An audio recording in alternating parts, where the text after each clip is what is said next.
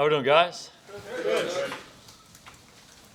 Will Irving be able to do anything for you today? Yes, he's here, and we anticipate him practicing today.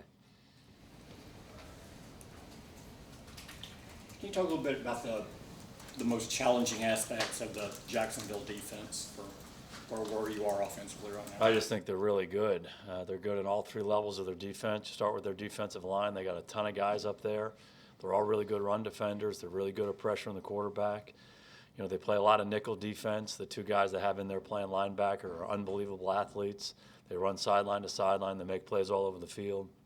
They have a really, really good secondary, very good cover guys in the corner, active safeties who are big hitters. They play well together. It's not an overly complicated defense, but it's one that they play really, really well, and they have plenty of stuff in their arsenal to attack you different ways. But they're a sound defense, they're a physical defense, they're a fast defense, and they just play the game at a very high level. But you guys miss Barry Church.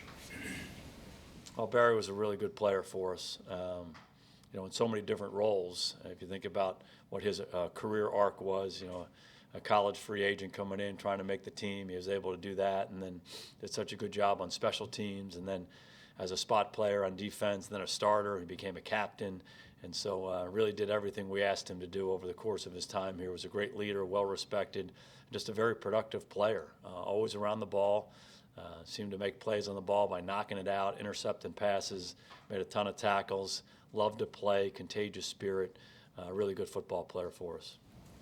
You kind of touched on it just there, but with, you know, the way the NFL is in the passing game these days, how much does it help a defense when you're well suited for nickel like that?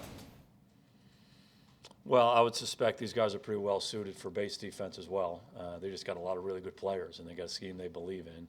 And you know, for the teams they play, the situations they're in, they feel like the personnel they have, you know, gives them the best chance when they have their nickel guys out there, and they just do it really well.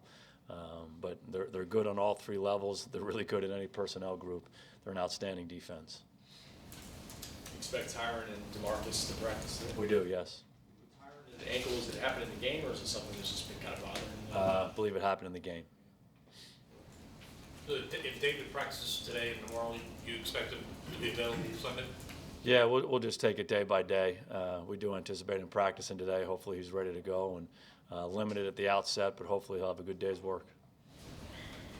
Jeremy Parnell is another one of the former Cowboys. He's a Jag now, had such an interesting career arc. I know that they struggled in pass protection last week, but overall, how is Parnell? He's done really well, and again, someone who came in here, you know, was a basketball player in college, and certainly was young and inexperienced when he first got here, but he really got better and better over his time here. Eventually became a guy who played a lot of football for us, and I think Jacksonville recognized that, and they gave him a big contract. But you know, has all the physical tools that you want, loves to play ball, was always eager to learn and get better, and that's why he improved, and that's why he is where he is now. So certainly challenged you, big guy, athletic guy, long arms, physical, tough, doing a nice job for him. Tyron Smith's ankle, did it bother him with Clowney? It seemed like he had issues with Clowney in space and with the speed. Was that part of the reason he struggled there at times? Oh, I think at times Tyron blocked you know, the guys he went against in the game very well, and other times there were some issues where they got him out in space and he wasn't quite himself, both in the run game and the pass game. I do think crowd noise had something to do with that. There were some times where he didn't get off on the snap. He was late on the snap and put him in a compromising situation, but he battled through that. He's a tough guy, and you know, hopefully he'll be ready to go this week. Allen Hurns yesterday was talking about the interception to Deontay, that those routes against that coverage are probably the worst play call you can have, and he wasn't sure if Dak could have changed out of that if he had read it earlier. Does Dak have that authority to change those things if he sees that pre-read? Yeah, sure. Dak is very good at the line of scrimmage.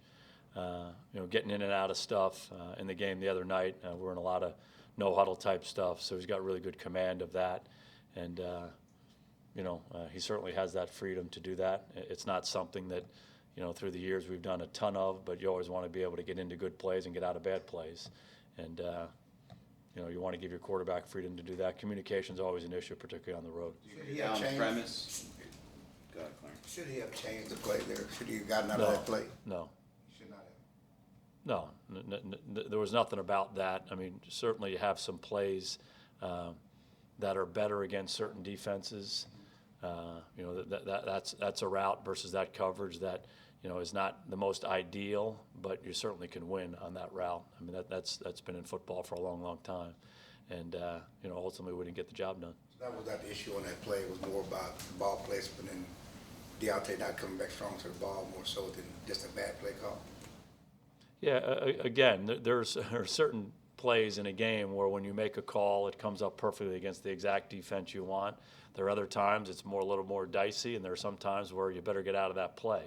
I certainly don't view it as that. You know, sometimes there's a certain coverage that challenges you. They played two-man. You know, that's a coverage that teams have played for a long, long time. Certainly they mix in doing that, and certain routes are really good against that. Some routes are a little bit more of a struggle, but we've completed that pass against that coverage in the past. How delicate is it for you when you hear a play from Scott and you say, maybe we shouldn't do that, but let it go anyway?